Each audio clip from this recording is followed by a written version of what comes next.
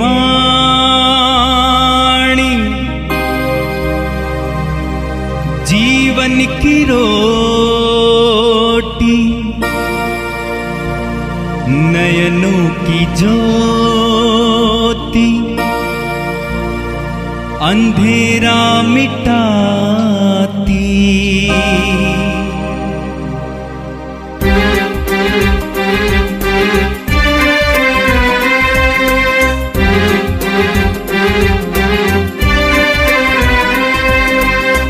प्रभु तेरी वाणी जीवन की रोटी, नयनों की ज्योति, अंधेरा मिटाती।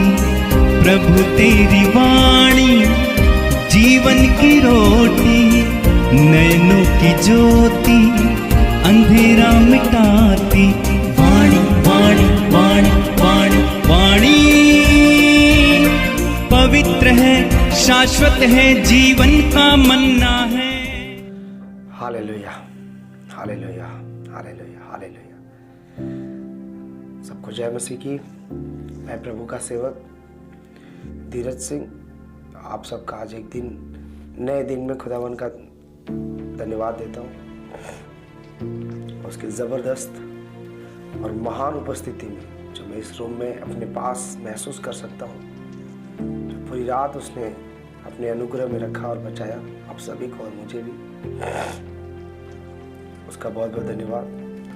सो आइए हम परमेश्वर की सामर्थ्य से, परमेश्वर के अनुग्रह से प्रार्थना करते हैं। सर्वशक्तिमान परमेश्वर, एक बार फिर से आपको हम धन्यवाद देते हैं खुदावन बाप, आपके सामर्थ्य, आपके प्रेम, आपके अनुग्रह के लिए खुदावन हम आपका धन्यवाद देते हैं। खुदावन आपने पूरी रात हम सबको संभाला, एक भी जन को खुदावन आपने खोने न दिया हम लोगों से, और खुदावन किसी भी प्रकार का हम पर तकलीफें ना पड़ने दिया परमेश्वर। सर्वशक्तिमान परमेश्वर, मैं प्रार्थना करता हूँ खुदावन तेरा दास होने के नाते, एक एक वर्ड खुदावन जितने लोग ध्यान से सुने खुदावन यीशु, उनके जिंदगियों में खुदावन ये वचन पूरा लिखा है। जो कुछ तुम अपने मुख से बोलोगे तुम्हारे जीवन में पूरा हो। सामर्थी परमेश्वर, प्रार्थना करते हैं खुदावन, एक एक अंधकार की शक्तियां इनके जीवन से, सामर्थ्य से जाती रहे यीशु मसीह के नाम से, जाती रहे होली गोस्ट फायर से। मेरे बाप, मेरे खुदा, तेरे वचन में ऐसा लिखा है, मेरी आंखें तुझे नित्य देखती रहती, मेरी पलकें तुझे जांचती रहती है। मैं रात में सो गया और फिर उठा, जागा, क्योंकि यहोवा मुझे संभालता है। खुदावन, इस संसार में खुदावन कोई किसी के बारे में नहीं सोचता जितना आप सबके बारे में सोचते हो, क्योंकि आपके वचन में लिखा है, मैंने जो कल्पना तेरे विषय में किया है लाभ की, परंतु हानि की नहीं। एक एक जन को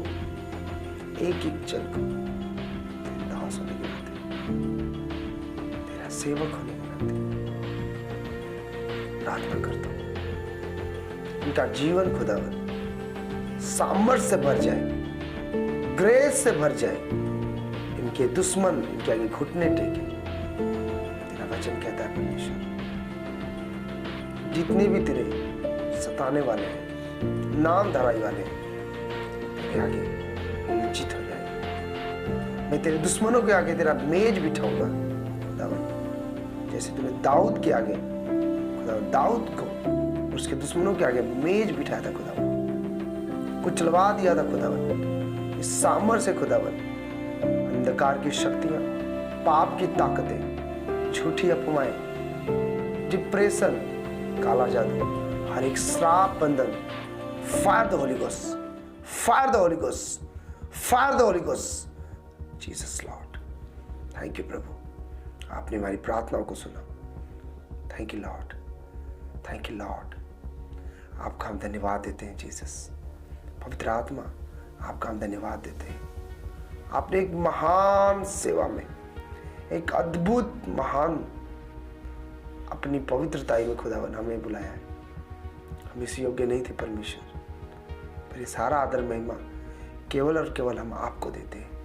पिता पुत्र पवित्र आत्मा के नाम से मांगते हैं, आमीन आमीन। God bless you all.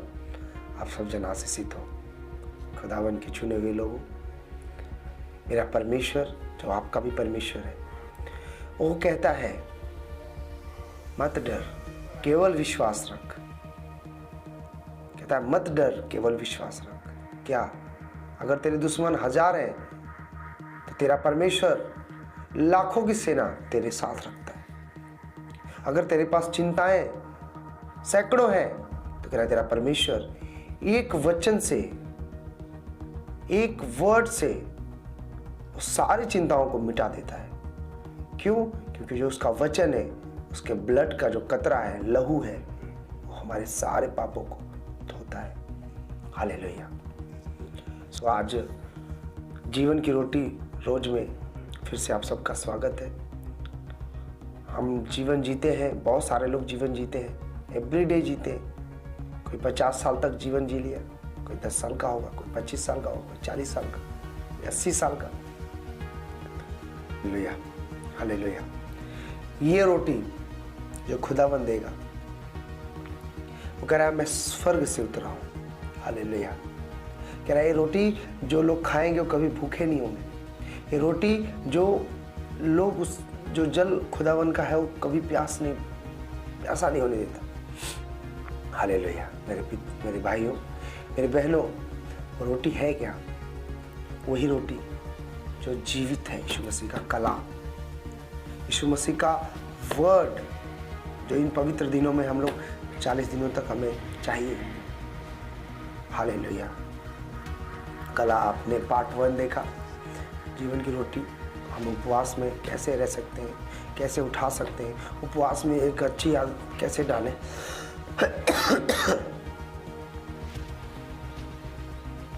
इसे हमें सीखना है। Hallelujah hallelujah.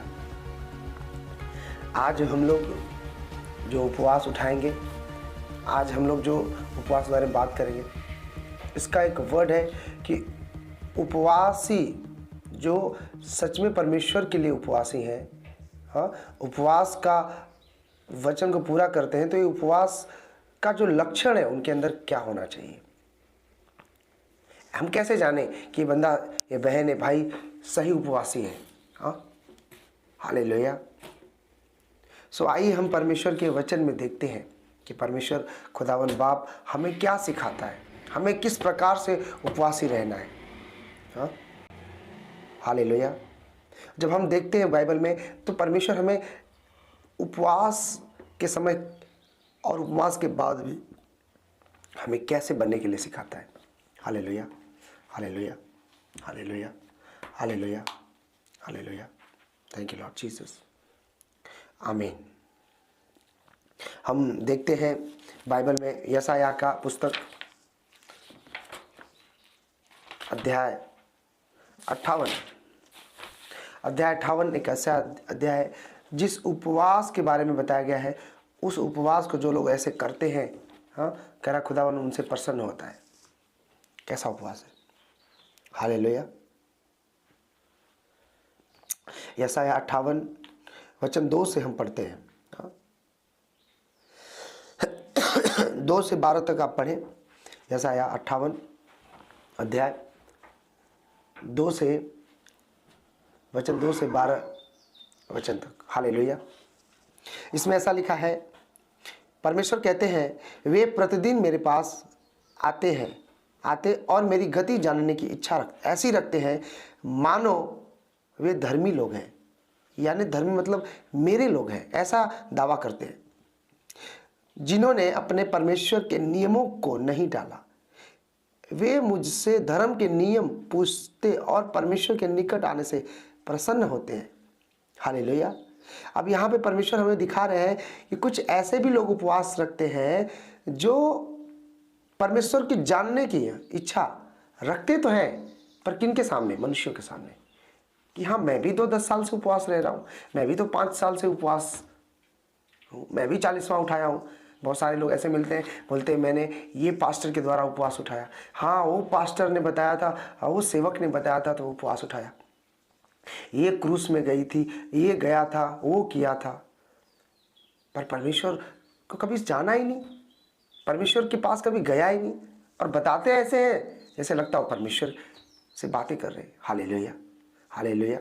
अब यहाँ पे परमेश्वर कह रहे हैं कि वे मुझसे मानो वे धर्मी लोग हैं जिन्होंने अपने परमेश्वर के नियमों को नहीं टाला। इसका मतलब व्यवस्था को, मतलब कानून को, आज्ञाओं को कह रहा है कि ऐसे दिखाते हैं जैसे लगा वो कभी टाले ही नहीं हो। हालेलुया। मेरे प्रिय भाई बहनों, केवल भोजन छोड़ देना उपवास नहीं है, केवल अपने शरीर को दुख देना ये उपवास नहीं है। Hallelujah, hallelujah, hallelujah. अब ध्यान दें, अब परमेश्वर क्या कह रहा है आगे वचन 3 में, वे कहते हैं क्या कारण है कि हमने तो उपवास रखा परंतु तूने सुधि नहीं ली, हमने दुख उठाया परंतु तूने कुछ ध्यान नहीं दिया। हालेलुया। वो प्रार्थना भी करते हैं 5 मिनट, आधे घंटे का, चलो 1 घंटे का, आधा घंटा उन्हें बातचीत में लगता है, आधा घंटा अपना जो आया थोड़ा बहुत किए पर बातें करते हैं। और पास्टर से पूछते हैं, हाँ बड़े दासों के पास जाकर पूछते हैं क्या कारण है भाई साहब, हमने बीज भी बोया आपके कहने से, हमने उपवास भी रखा, पर परमेश्वर मेरा काम क्यों नहीं किया। Hallelujah, hallelujah.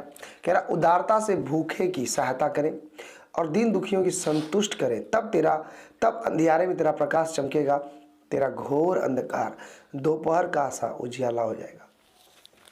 अगर ये आदत आप में आ गई, हाँ ये स्पिरिट, ये पवित्र ताई का ये भूख अगर आपके अंदर आ गई तो स्वर्ग आपका होगा और यहाँ भी 100 गुना आप पाओगे यीशु मसीह के नाम से। हालेलुया।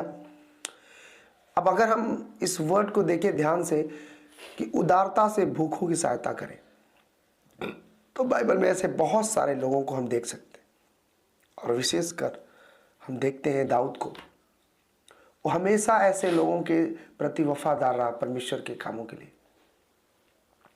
और उदारता से लोगों की मदद करता था, उदारता से लोगों को छोड़ देता था, दया करता था। हालेलुया। और दीन दुखियों को संतुष्ट करता था। और बाइबल में लिखा कि जब उसका अंधियारे में, जब साउल उसे ढूंढ रहा था, जब साउल की पूरा खानदान खत्म कर दिया गया, लिखा दाऊद राजा बनाया गया। हालेलुया। दाऊद ने 66 विश्व युद्ध यानी 66 लड़ाइयां लड़ी, एक भी हारा नहीं, एक सुई का, एक तीर का उसे वो भी नहीं लगा। क्यों? क्योंकि उसे अंधियारे में प्रकाश उसका चमका। हालेलुया। अगर हम नए नियम में देखते हैं मत्ती की पुस्तक, तो प्रभु यीशु मसीह ने भी उपवासियों के लिए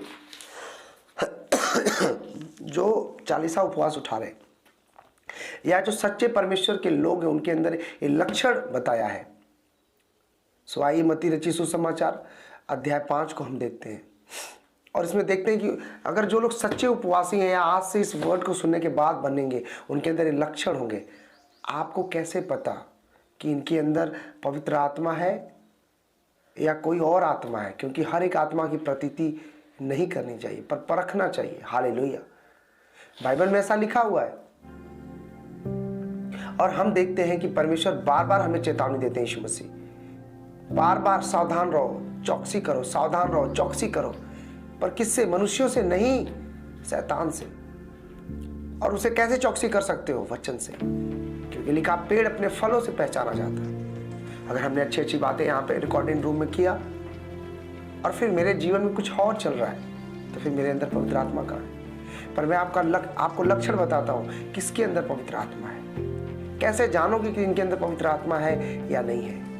ध्यान देना, ये लक्षणों से जान जाओगे। मत्ती रची सुसमाचार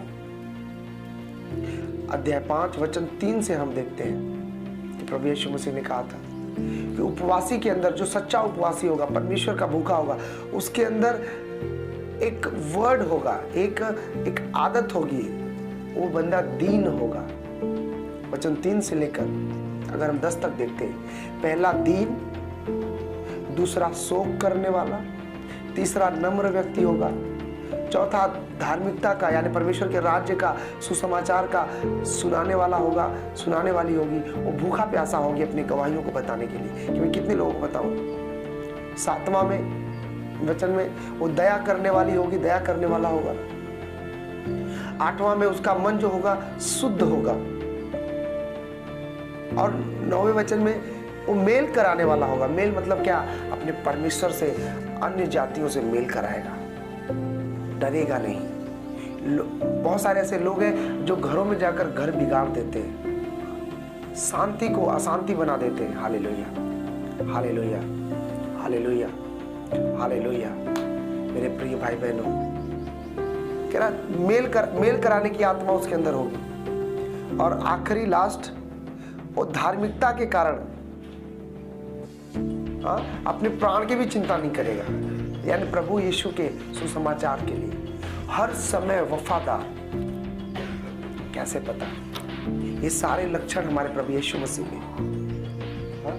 मत्ती 11:28 में लिखा, तुम मुझसे सीखो, मैं नम्र और मन में दीन हूं। प्रभु मेल मिलाप कराते थे, प्रभु धार्मिकता के लिए भूखे रहते थे।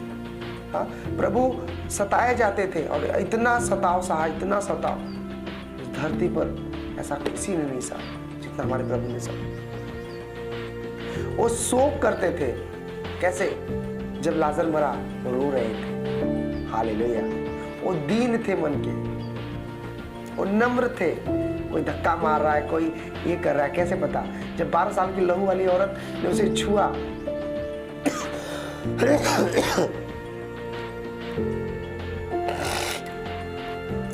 उन्होंने पीछे मुड़कर कहा, हालेलुया। वो नम्र थे। जब 12 साल की औरत उन्हें छुआ उस भीड़ में, तो उन्होंने पीछे मुड़कर कहा, किसने मुझे छुआ? और उसके चेले क्या कह रहे हैं? प्रभु हर एक तुझे छू रहा है, यहाँ धक्का मुक्की चल रही है, भीड़ है, और तू कह रहा है किसने मुझे छुआ? इसका मतलब क्या? ये प्रभु के ऊपर लोग गिर पड़ते थे, दब जाता था हमारा प्रभु, फिर भी चलता था। Hallelujah, hallelujah. और वो दयावंत था, दया दिखाता था। कैसे?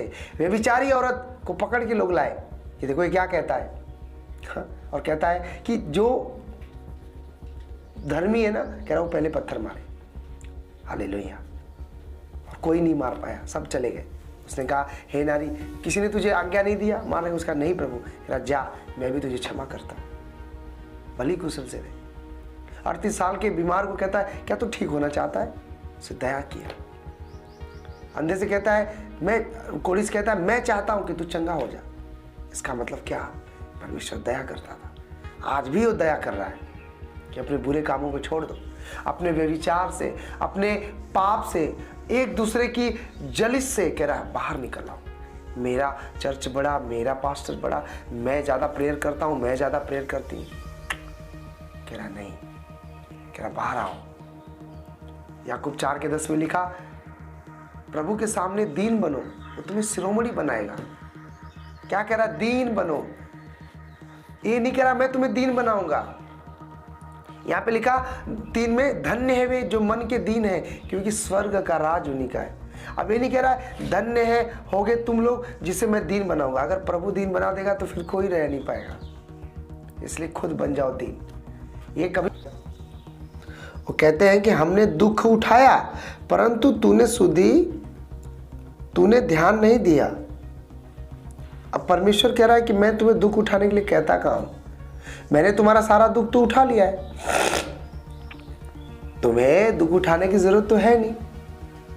पर जिनका तुम्हें दुख उठाना चाहिए तुम उनका दुख उठाते ही नहीं हो।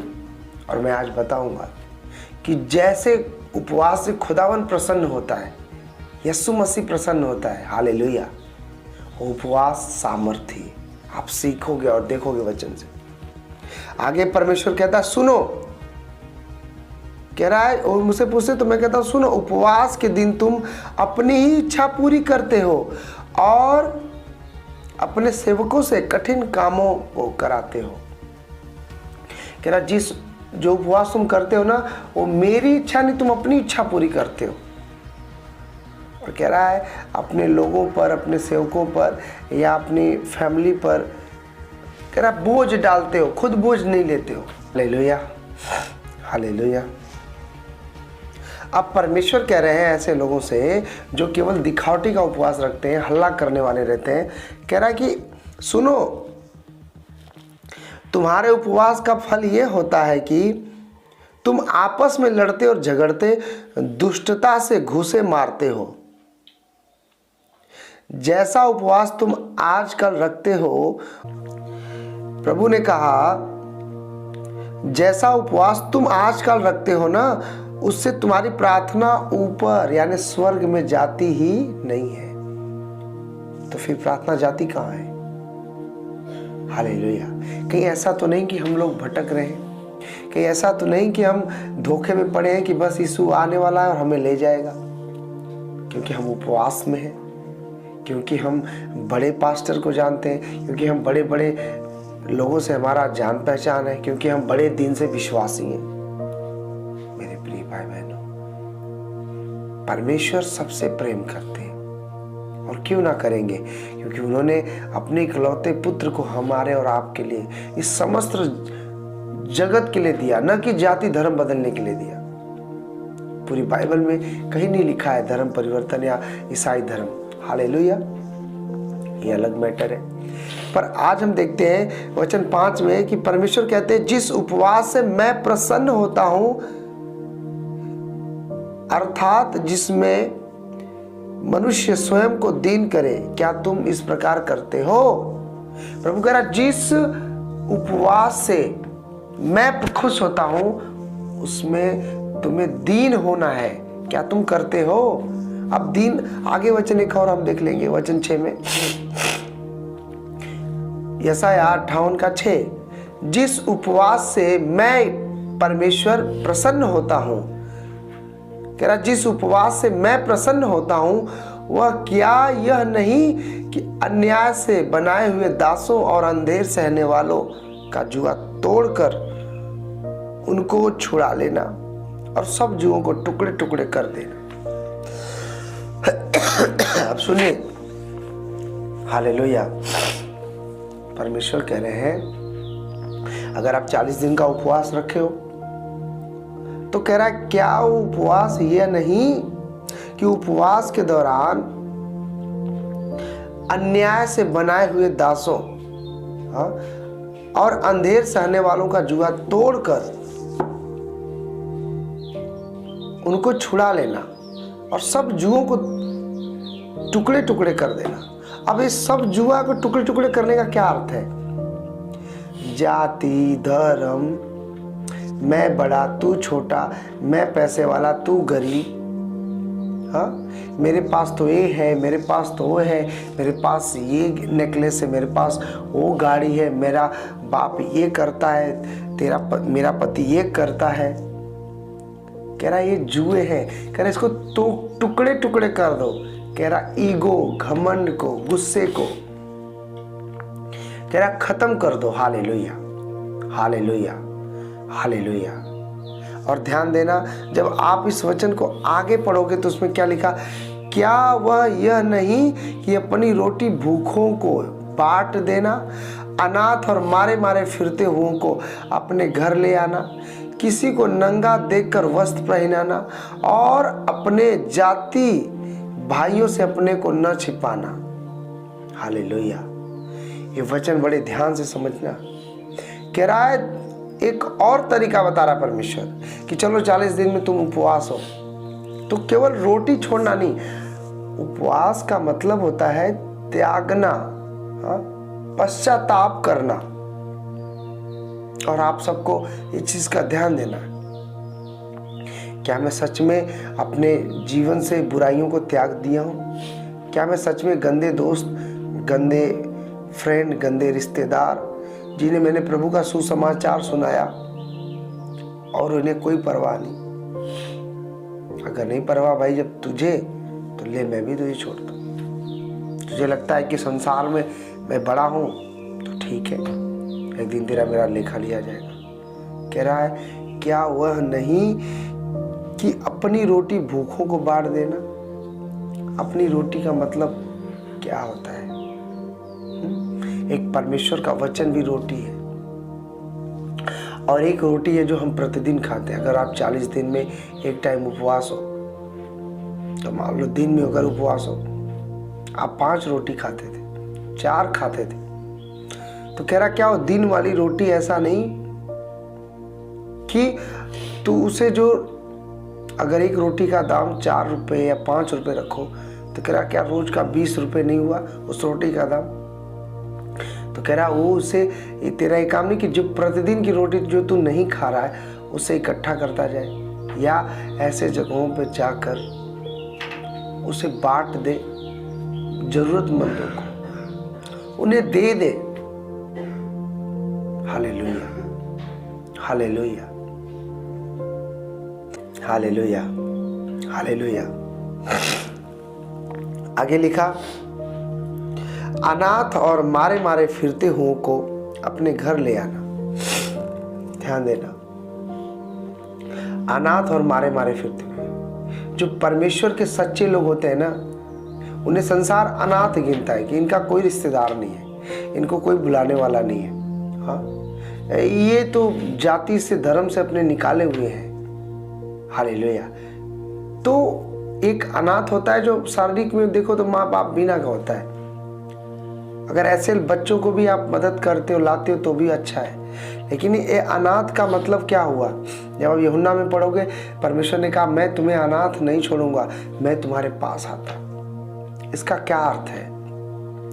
कह रहा अनाथ और मारे मारे फिरते हुओं को अपने घर ले आना। अब जो परमेश्वर के दास दासी होते हैं वो जगह जगह जाके प्रचार करते हैं। हाँ, गलियों में, घरों में, तो लोग कहते हैं अरे जब देखा तो घूमता रहता है, घूमती रहती है।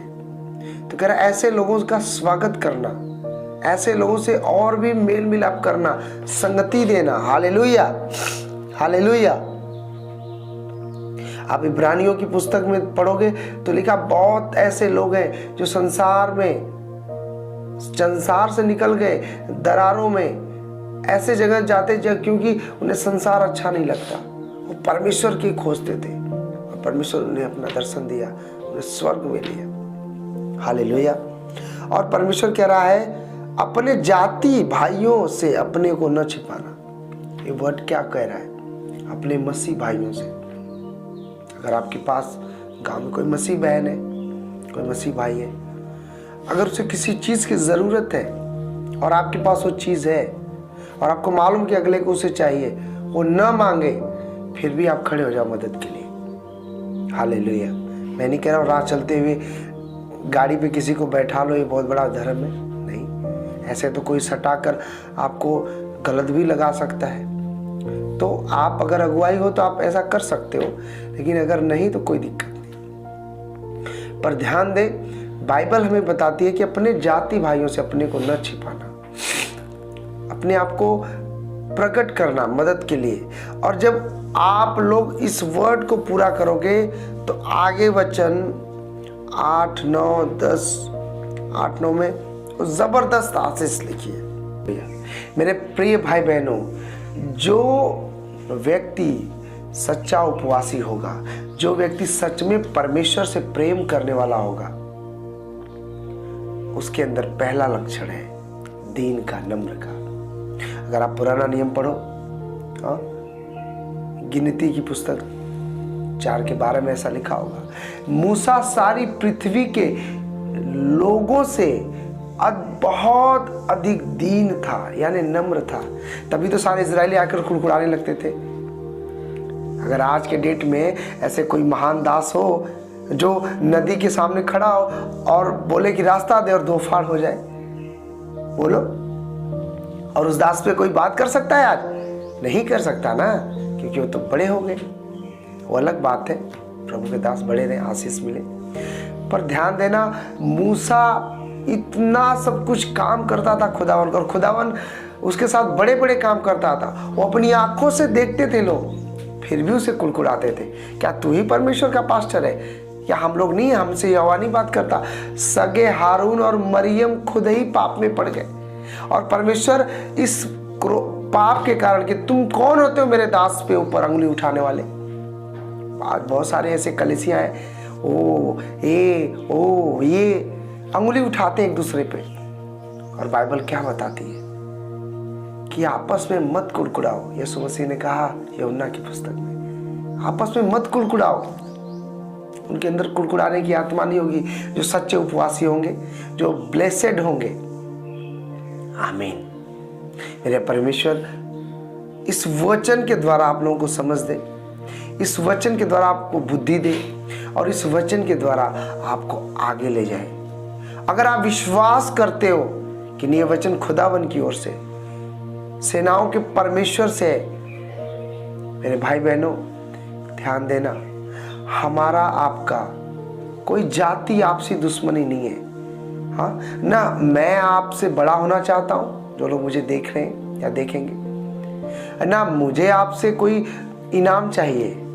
मेरा युद्ध, मेरा जो लड़ाई है वो किसी शरीर से, किसी पास्टर से, किसी जाति धर्म से नहीं है। बाइबल में लिखा हमारा मल युद्ध मांस और लहू से नहीं है, अंधकार की शक्तियों से है जो आकाश में विचरण करती है। हम आप लोगों के भाई हैं और आप हमारे भाई हो। हम आपस में प्यार करते हैं एक दूसरे से। सो मेरे प्रिय भाई बहनों, आप किस डिनोमिनेशन से हो, कहाँ से जुड़े हो, बहुत सारे लोग किस जाति से हो, मैं जाति और धर्म की बिल्कुल बात नहीं कर रहा हूँ। मैं बात कर रहा हूँ जीसस की। उन्होंने एक बार भी नहीं कहा कि तुम जाति बदल देना, धर्म बदल देना, ये कर देना, वो कर देना। उन्होंने ये कहा धन्य है वे जिनके मन शुद्ध हैं। और जो लोग शुद्ध होते हैं, कोई कपड़े पहनकर, कोई गंगा जल छिड़ककर, कोई इत्र लगाकर, कोई दूध में नहाकर शुद्ध नहीं होता है। अगर मान लो कि किसी के शरीर में कोई बीमारी है, हाँ, और ऊपर से उसे कपड़े पहना दो, तो क्या वो बीमारी चली जाएगी? कभी नहीं जाएगी। बीमारी कपड़ों में नहीं है, बीमारी तो शरीर में है ना। उसी तरह अगर हम बाहर से अच्छे कपड़े पहन लें और बाहर से अच्छा दिखें और अंदर कपट रखें, द्वेष रखें, जलिस रखें, डाह रखें, तो फिर हमारे अंदर परमेश्वर नहीं है। वो परमेश्वर रहेगा उन लोगों के अंदर जो दूसरा कुरिन्थियों 4:12 में लिखा हुआ है। हालेलुया। मेरे प्रिय भाई बहनों, दूसरा कुरिन्थियों की पुस्तक में हम देख लेते हैं कि परमेश्वर क्या कहना चाहता है। ऐसे लोगों के अंदर जो कुड़कुड़ाने वाले हैं, हाँ, जो लास्ट वचन हम देखते हैं,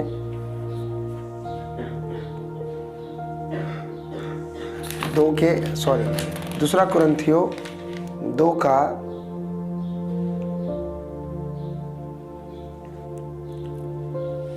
हालेलुया।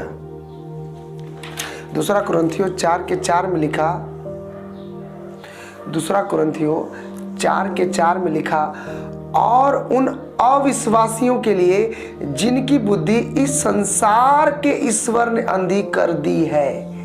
इस संसार की प्रेरित क्या कह रहे हैं? कह रहे और उन अविश्वासियों के लिए जिनकी बुद्धि इस संसार के ईश्वर ने अंधी कर दी है, ताकि मसीह जो परमेश्वर का प्रतिरूप है उसके तेजोमय सुसमाचार का प्रकाश उन पर न चमके। यानी प्रभु यीशु को मानते तो हैं, हाँ, क्रिसमस डे मनाते तो हैं, लेकिन उनका जो जीसस का प्रकाश है वो चमकता नहीं है। कैसे? यशायाह 58 में लिखा है, तब तेरा प्रकाश पौ फटने के समान तुझ पर चमकेगा। हालेलुया। पौ फटने के समान। कैसे पौ फटता है, कैसे प्रकाश होता है? लिखा, यशूब एक बंदी गृह में था वो बंदा, और उसके ऊपर खुदा का प्रकाश चमका। कब? जब उसने सारी चीजों के ऊपर फतेह पा ली, और एकदम से हो, हाँ, एकदम से हो। सोचो कोई कैदी है, वो भी बलात्कार के रूप में उसे झूठा फंसाया गया, सालों से कैदी में, और कह रहा है तब तेरा प्रकाश पौ फटने के समान चमकेगा। और एकदम से उसे बाहर निकाला राजा ने और उसे प्रधानमंत्री बना दिया। हालेलुया। आपके जिंदगी में वर्ड पूरे हो यीशु मसीह के नाम से। मेरा खुदावन तुम्हारी लाइफ को आशीषित करे। ले बो राबा सांदे लखू रामा साखा बाराबा राबा। अब हे मेरे पिता, और भी बहुत सारी वचन है जो तू इन्हें बातें करना चाहता है, पर ऐसी बुद्धि देना मेरे खुदावरी ने, ऐसी समझ देना मेरे खुदावरी ने।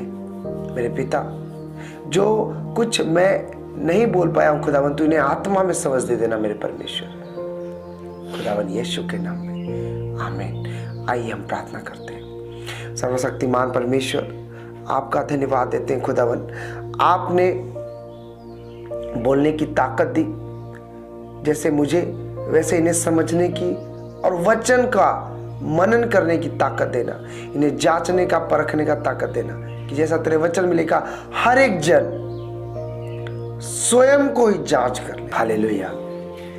सर्वशक्तिमान परमेश्वर, जैसा कि तेरे वचन में लिखा हर एक जन दूसरों की नहीं परंतु स्वयं की जांच कर ले, अपने आप को परख ले। मेरे प्रभु, आज इस वचन के द्वारा, आज इस जीवन की रोटी रोज के द्वारा, एवरी डे के द्वारा खुदा, पार्ट 2 में परमेश्वर इन्हें और भी समझ देना और ये लक्षण देना खुदावन।